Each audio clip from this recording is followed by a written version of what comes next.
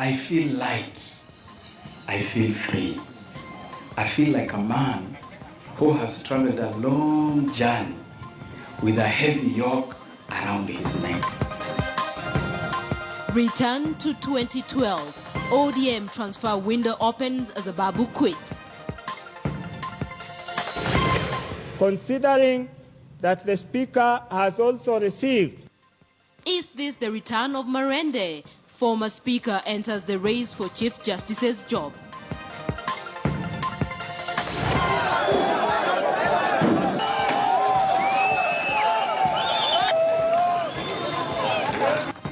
Anger or part of cover-up?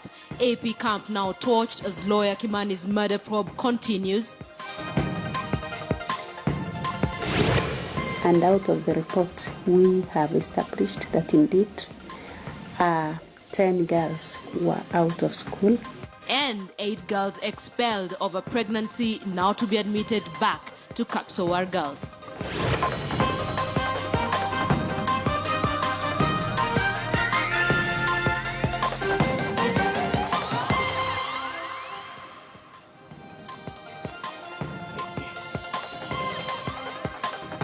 Hello there, very good evening to you. Welcome to KTN Prime. Thank you for making time for us. I'm Lindo Gutu. Our sign language interpreter tonight at the bottom end of your screen is Meresha Oweti. Let's begin this bulletin.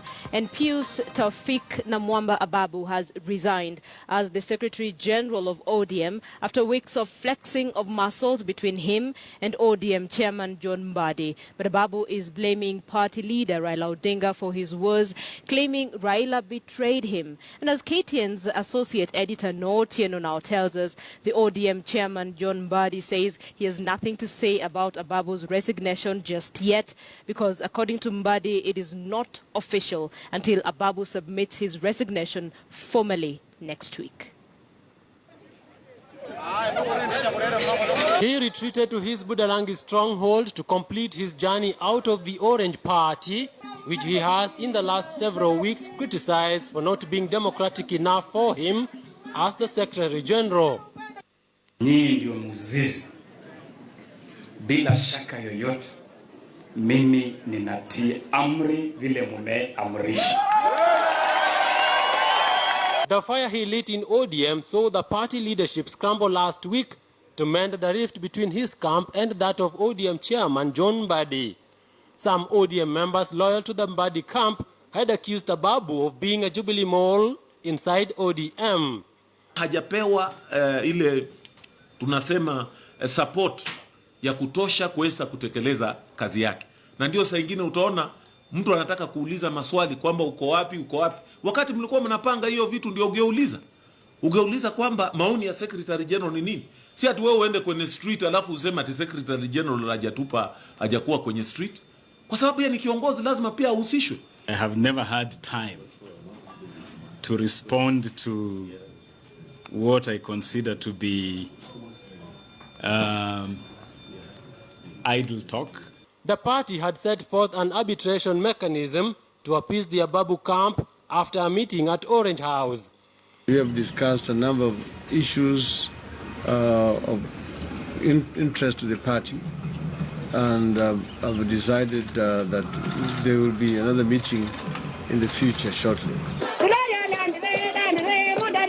But the next few days saw Ababu and the then ODM Vice Chairman Paulo Tuoma intensify their onslaught against the ODM party leadership, culminating in Otuoma's resignation from the Vice Chairman's post on Saturday.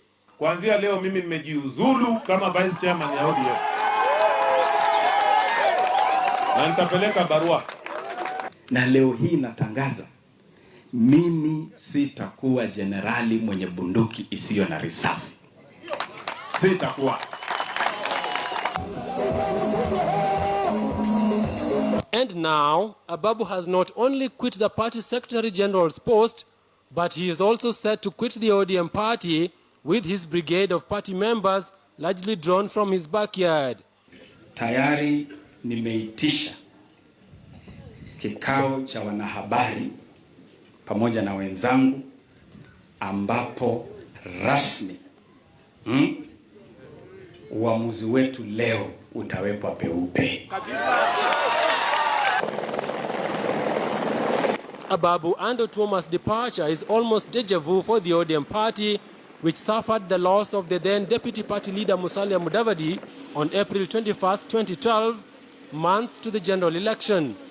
Just like in 2012, the ODM party, which is now part of the Coalition for Reforms and Democracy, is now fighting to keep its Western Kenya support base.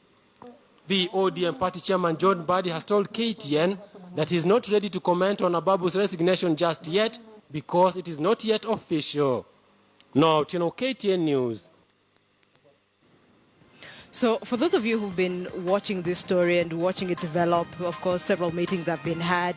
Ababu has made some allegations about the party and how he's being treated in the party. At some point, there was even talk of a coup in the party with respect to his position. Let's stay with that story, and it forms the basis of a big question tonight. We're asking you, do you agree with Ababu Namwamba that Raila has betrayed him in ODM? Do you agree with Ababu Namwamba that Raila has betrayed him in ODM? Remember the meeting they had a couple of weeks ago. ODM leader Raila Odinga was categorical that there are issues that have been raised and they're going to address them. So looking at what Ababu Namwamba had to say today, clearly no agreements were reached. We'll try and get to the bottom of this, but let us know what you think. Tweet us at KTN News, at KTN Kenya. Tweet me as well at Linda Ogutu. Use the hashtag ODM transfer window. That is the only way I'll be able to trace your feedback on our big question tonight. Now, sources say former Speaker of the National Assembly, Kenneth Marende, and controversial law professor Makau Mutua are among the 7 candidates who have so far applied for the position of Chief Justice and President of the Supreme Court of Kenya. Other applicants for the position include Supreme Court Judge Dr. Smokin Wanjala, Court of Appeal judges David Maranga and Al-Nashir Visram. As KTN's Chris Tairu now reports, the Judicial Service Commission has extended the application deadline for the position of Chief Justice till Friday this week. The race to succeed retired Chief Justice Dr. Willie Mutunga and his former deputy Kalpana Rawal continued to take shape as applicants rushed to beat the deadline. Speaker of the National Assembly. Among the applicants for the position of Chief Justice is former Speaker of the National Assembly Kenneth Marende. 2 years ago, Marende, who opted to quit active politics before landing a job in the Jubilee administration as the chairman of Kenya Power Board, will be remembered for his Solomonic rulings during his tenure in the 10th Parliament. However, Marende will have to square it out with controversial lawyer Professor Makau Mutua, who is a distinguished scholar lecturing at the State University of New York. But sources say some people in government are uncomfortable with him because of his controversial weekly opinion columns that they claim attack the Jubilee administration. Also in the race for the CJ position is Supreme Court Judge Smokin Wanjala, who is said to have been a close confidant of retired CJ Willie Mutunga. Court of Appeal Judge David Maranga, who chaired the tribunal investigating the conduct of suspended High Court Judge Joseph Mutava, and his colleague Al-Nashir Visram, who had been nominated by retired President Mwai Kibaki only to trigger a standoff between Kibaki and former Prime Minister Raila Odinga. Others are High Court judges Masanga Mbogoli and Judge Richard Mwongo. The Chief Registrar of the Judiciary has extended the application deadline to Friday this week before they start the interviews next week. Meanwhile, 7 applicants have applied for the position of Deputy Chief Justice. Among those in the race are Judges Martha Kome, Agnes Murgor, and Lydia Achode. High Court Judge Isaac Lenaola and Moi University Law Faculty Dean John Chebi have applied to be judges of the Supreme Court. The GSC is determined to have a Chief Justice, Deputy Chief Justice, and a new Supreme Court judge by October to ensure that the Supreme Court will have a full bench well before the next general elections. With this Friday being the last day for any interested Kenyan to apply for the position of Chief Justice, the Judicial Service Commission will now be expected to kick off the interviewing process probably next week before handing over only one name to the President for appointment as the country's second Chief Justice under a new constitutional dispensation. Chris Tairo, KTN News. Let's now focus on a story that has seen very many people asking for justice and an end to quote-unquote extrajudicial killings. A mysterious fire razed down a section of the Syokimau administration police post, apparently destroying crucial evidence needed in the case of the death of lawyer Willie Kimani, his client Joseph Mwenda, and taxi driver Joseph Muiruri. According to police, boda operators demonstrating over the death of the three took their rage too far and burnt down parts of the station, destroying evidence in the process. KTN's Timothy Otieno reports on the latest intrigue surrounding this particular case.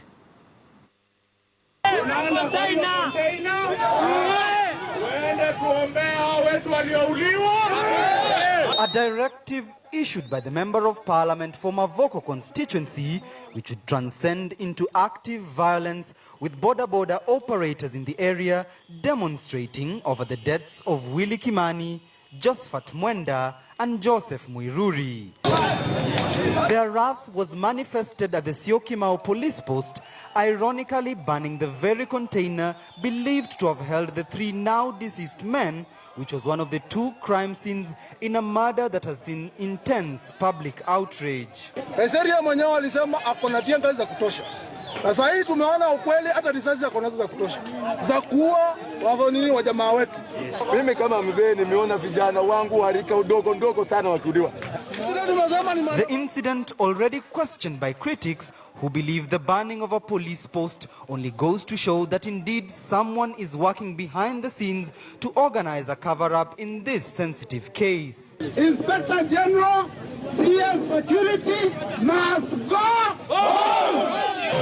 The unceasing onslaught brought from the streets to the courtrooms, where a private pathologist hired by the Law Society of Kenya revealed the extent of the torture the three men underwent. It is, I think, and very, very unfortunate to mention that part of the bodies that were injured were the genitals of the rape. And my lordship, having worked in the area of torture, sometimes we do say that some death can be extremely painful. Especially, it appears for some reason, the torturers or whoever was inflicting these injuries seem to have had an affinity on the testicles. The proceedings resumed Tuesday as mobile service providers are expected to issue cell phone data of the three men from when they disappeared up to the point where their bodies were retrieved. Meanwhile, the Law Society of Kenya resumed their street protests. We will do as police all that we are required to do to ensure that justice is done.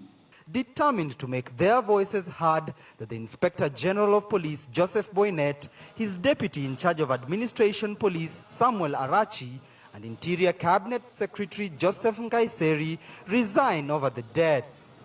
Timothy Otieno, KTN News. Education officials in Elgeyo Marakwet County have now ordered the principal of Moi Girls Kapsowar to immediately readmit and register more than 8 expectant girls who were expelled. This comes a week after KTN News exclusively highlighted the story. Elvis Kosgei now reports. Madam akaambia siku yenye mtoto atajifungua atarudi shule huko, atapewa nafasi yake. Kwa sababu sikupata hiyo nafasi ya kwenda hii mwaka shule, nimekuwa nyumbani na nimejaribu kusoma. A week after KTN News highlighted the plight of 8 girls, including 3 Form 4 girls expelled for getting pregnant, education officials in Elgeyo Marakwet have now ordered the principal of Moi Girls Kapsowar, Dina Cheruyot, to immediately readmit and register the 3 Form 4 girls. And we dispatched a team of quality assurance and standards officers to the school. They were in the school on 30th June 2016. They carried out an assessment and generated a report. And out of the report, we have established that indeed 10 girls were out of school, 3 of them from 4s and 7 of them from other classes. County Director of Education at Elgeyo Marakwet, Sabina Aroni, has further directed the principal to liaise with the Kenya National Examination Council and ensure the 3 expectant girls be registered for KCSE 2016. Principal Kapsawar registers the 3 girls who were in Form 4. Number 2, that the sub-county director liaises with the deputy commissioner and other stakeholders to trace the other 7 girls so that they can be admitted to school. According to Aroni, the number of expectant girls could even be more. Walimu anaficha na wengine wamepatikana, pengine hata hii walimu wako ndani yao. Pengine hao ni victims tena wa kuweka hii watoto mimba. Principal anapaswa aongeleshwe, ambiwe ya kwamba hao watoto wanakuja kuwa leaders wa baadaye na mtoto hana shida. The officials have now forwarded a report to the Ministry of Education for necessary action to be taken. Elvis Kosgei, KTN News, Elgeyo Marakwet County. Muslims around the world today celebrated Eid al-Fitr, which marks the end of the holy month of Ramadan. The festival brings to an end 30 days of fasting and is one of the most important events in the Muslim calendar. Muslims have observed the month of Ramadan by giving up food and water from sunrise to sunset and maintaining additional worship during their regular daily schedule.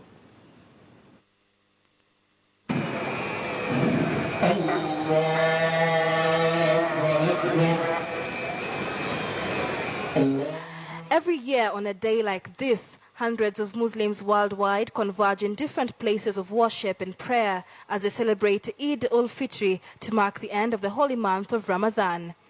Fasting is replaced by feasting, and the very name Eid al-Fitr means festival of breaking the fast. When Ramadan ends and the month called Shawwal begins, Muslims join for communal prayer and to give out charitable food donations, especially to the poor and to children. Messages of Eid Mubarak streamed in from all across the world, including the United Nations mission in Somalia. We know that Eid is a very important time for everybody. When families come together to celebrate the completion of the holy month of Ramadan. And to remember those that are less fortunate than ourselves. In Nairobi, the prayers which were held in Jamia Mosque saw many Muslims throng the venue.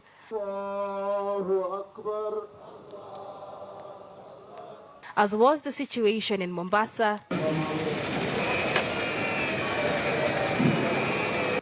Nakuru, Garissa, Isiolo, and all across the country. And as worshippers bid farewell to the holy month, others were preparing for the feast that would follow. But even with the festivities, the crucial discussions were not left behind as religious and political leaders condemned extrajudicial killings.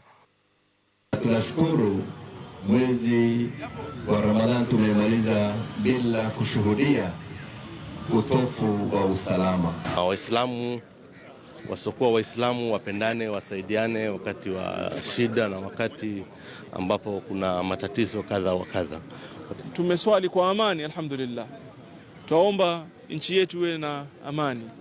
Hususan katika mwaka huu na ukuja mwaka wa siasa, ni mwaka wa kukumbushana kwamba tuangalie amani, tulinde amani yetu kwa sababu hii nchi ndio yetu na hatuna nchi nyingine sisi isipokuwa ni hii tu, Kenya. The Kenyan government has declared Thursday, the 7th of July, as a public holiday to mark Eid al-Fitr. Michelle Ngele, KTN News.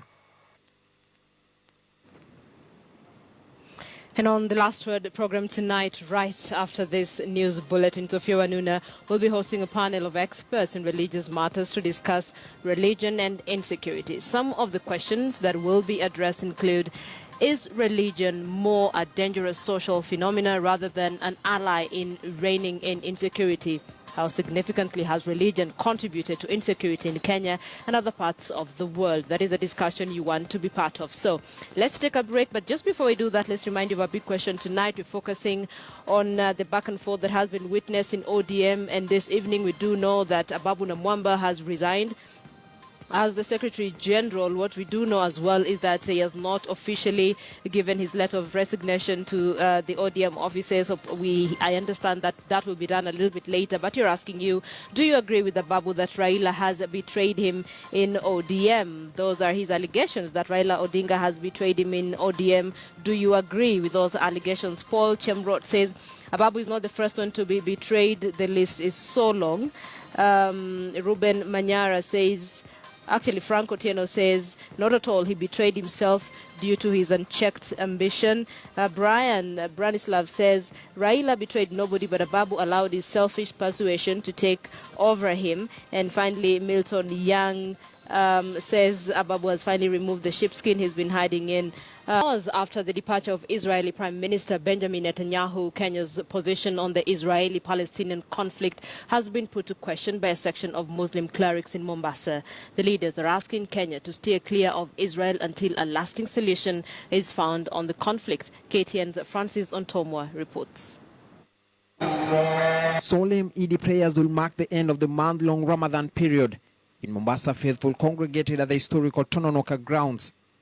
And whereas messages of peace, love and unity came in plenty, the scope of discussion will however stretch miles away into the heart of what has been described as the world's most controversial conflict, the Israeli-Palestinian war, a discussion that trails the immediate departure of Israeli Prime Minister Benjamin Netanyahu.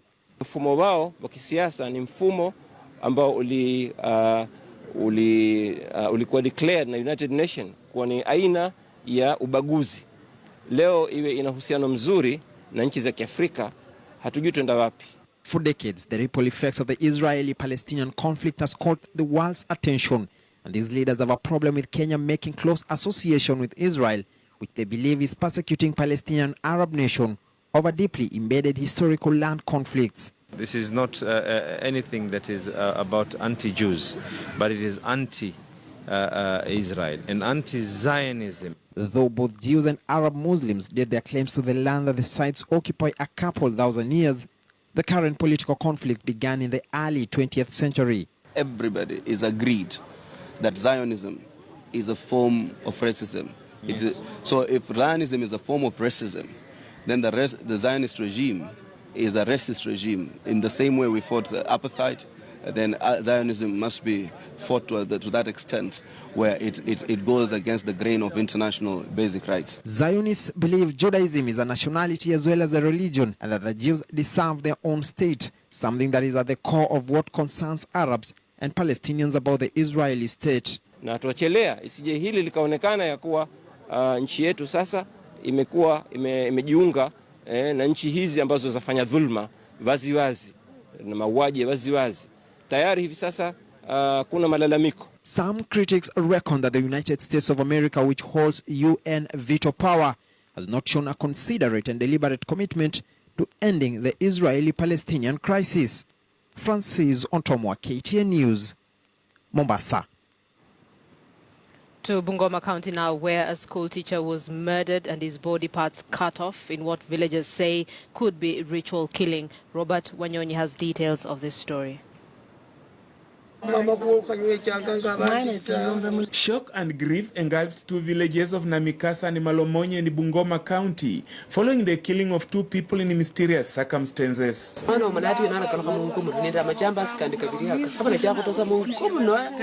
the first incident that pointed to a ritual killing, Martin Mulanda Lumbasi, a teacher at Naitiri Primary School within Tongaren Sub-County, was murdered and various body parts cut off from the body. Mikono yake hakuna, ngozi yake ya kichwa imetolewa na nywele yote, jicho imetolewa, tumbo imejaa, na ikawa uchungu. The deceased was said to have been returning home from a drinking spree at Mbakalo Market when the unfortunate incident happened. Mahali ambapo Martin alikuwa amelala, sipo mahali ambapo alikuwa kweli walimuua mahali pale. Ni kama walimuua mahali pengine na akapepa wakamleta hapa. Kwa sababu mahali pale tamu yenye ilikuwa kidogo sana. Martin amewawa kama kuku. Tumepoteza mwalimu mwingine hivi karibuni, na hapo ni karibu tu penye waliua huyo, ni karibu mita 200. Huo uchunguzi walichunguza, hatujapata habari yoyote, na huyu mwalimu pia ameuawa. Sisi kama walimu tunataka kuuliza security ya Bungoma North ituelezee ukweli. Wacha watumie mbinu zote za kitaaluma ili mambo ya ujangili kama haya, especially katika eneo la Mbakalo, yaweze kukomeshwa. In a separate incident at Malomonye village in Webuye East Sub-County, a student at Mitukuyu Friends Secondary School was found murdered following what initial investigations revealed as a disagreement with his elder brother. Police have arrested 3 suspects in connection with the killing of the Form 3 student.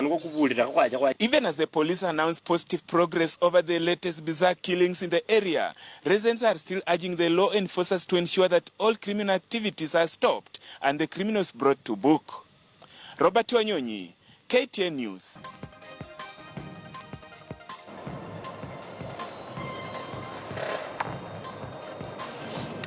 Thank you for keeping it KTN. Time now to take a look at business. I'm Joy during Bira. Kenyan companies have been urged to integrate the Sustainable Development Goals into their strategy and operations in order to ensure that the multiple challenges of climate change, inequality and poverty are tackled. According to the Secretary General of the United Nations Conference on Trade and Development, Mrs. Kitui, the SDGs represent an opportunity for companies to ensure they contribute positively to governance and development. There are big opportunities for businesses to make a bigger contribution to global and local development by helping to find more effective solutions to some of the greatest challenges that we face, from climate change to inequality and to the elimination of poverty. For companies ready to take the agenda, the SDGs really provide a platform to demonstrate this and, most importantly, pursue opportunities and innovation and new business opportunities. The business community has, in this our lifetime, gained a greater ability to be the shapers of public discourse and public conduct than at any other time. The days when governments were to shape what was good behavior for business are quickly being overrun by self-developed management culture within business, which sets standards to be emulated by governments. Now, good fortune and strong ties are among what businessmen will benefit from the Israel-Kenya relationship following the historic visit of Israeli Prime Minister Benjamin Netanyahu. And as Ashley Mazuri reports, Benjamin Netanyahu urged his Israeli counterparts to invest in Kenya. Come and invest in Kenya. That couldn't have been said better, as stated by visiting Israel Prime Minister Benjamin Netanyahu. The 50-year relationship between Kenya and Israel is set to blossom. In a business forum congregated by Kenyan President Uhuru Kenyatta, Kenya and Israel agreed to expand the scope of intelligence, innovation, entrepreneurship, agriculture, infrastructure and trade between the two nations. We'll do what it takes to ensure that we create a secure and safe environment for you to prosper, for you to help us create jobs, for you to help us create prosperity. The renewed trade ties between Israel and Kenya will see Kenya tap into science and technology, which Israel ranks 13th in the world. It is very strong in communications, as you can see. It's very good in things from anything you want, from dairy production to water management to border patrols to satellites to cyber and back to everything else. According to President Uhuru Kenyatta, the phenomenon of Israel economic success remains a global inspiration and speaks to many countries, including Kenya. As a result, Netanyahu's visit will provide a platform to pursue the many business opportunities the two nations offer. The Israeli premier was accompanied by around 70 businessmen who are keen to understand trade relations between the two countries. Ashley Mazuri, KTN Business. And he's now off to Rwanda and later to Ethiopia, where he will conclude his tour of Africa. Away from that, only 22,000 mortgages worth 164 billion shillings have been taken by Kenya's roughly 44 million population due to high deposit demands by banks that have continuously locked out low-income earners. However, Commercial Bank of Africa, CBA, is now luring more Kenyans to mortgages through mortgage financing of up to 105% of the property value to enable customers achieve their dream homes through a campaign dubbed 105% Own Your Home. CBA hopes to sensitize customers about the offering, which will also entail streamlining the processes to reduce the time taken before one can own the property, lower overall costs, and also creating value addition by signing strategic partnerships to give CBA customers more value. Amount of mortgages in the market are at about 200 billion shillings currently. This is compared against what is seen as an annual expected growth in mortgages per year of around 240 to 250,000 every year that's coming in. So, in what could catapult Embu County into the limelight yet again was the announcement that the county is looking to upgrade its airport to officially start hosting commercial airlines once the Ministry of Transport completes inspection and gives it a go-ahead. Embu Governor Martin Wambora says that the county has already written to the Interior Cabinet Secretary General Joseph Nkaiseri, who has given a nod for the current runway to be used by commercial airlines. Speaking at a public in Mbeere South, Wambora notes that the start of commercial airlines at the airport will positively impact the county's economy, since important products such as miraa, bananas and mangoes can now be transported by air to the various markets. Tukaonana na your minister General Kaiseri, tukaonana na cabinet secretary Bwana Macharia, tukaandika barua kwako na ikawa rifari kwako na ukakubali ile runway yetu ambayo iko hapa Beti North, Beti South, ambaye tulianza kujenga wakati nilikuwa chairman wa Kenya Airports Authority. Ukakubali tuanze kuitumia also commercially. Hiyo nakushukuru kabisa. Some great news for Embu County, and that marks the end of KTN Business. My name is Joy Doreen Bira. Do log on to our website, ktnnews.com, for more business.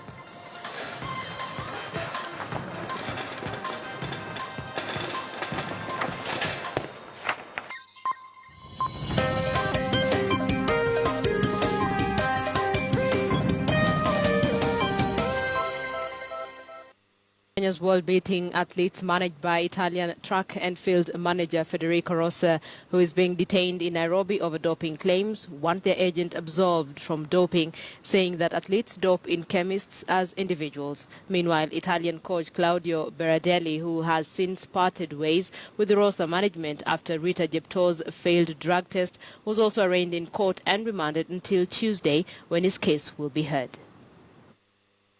6 Rio Olympics-bound athletes under the Rossa Associate Management says a move to arrest and detain the manager Federico Rossa over doping-related charges put them in an awkward position as they prepare for the Olympic Games that run in Rio de Janeiro, Brazil, from August 5th to 21st. Rossa was arrested and arraigned in a Kibera court, where it was ruled that he remain in custody to avoid tampering with ongoing investigations on doping allegations he has been linked with. Rita Jepto, Matthew Kisori and Agatha Cheruto, who failed drug tests, came from the management. However, according to Asbel Kiprop, Jemima Sumngong, Stanley Biwott and Bidan Karoki, among other athletes heading to Rio, there shouldn't be a blanket condemnation on athletes who failed drug tests. Nimekuwa huko for so long, 2007, this now the 7th year, na sijawahi sikia na sijawahi ona kwa hiyo kampuni ama kwa watu wenyewe wakihusishwa ama wakituhusisha na mambo na madawa. Thing has caused us a lot of discomfort, especially now when we are preparing for the Olympic Games. We'd like to call on the government to help us in this case in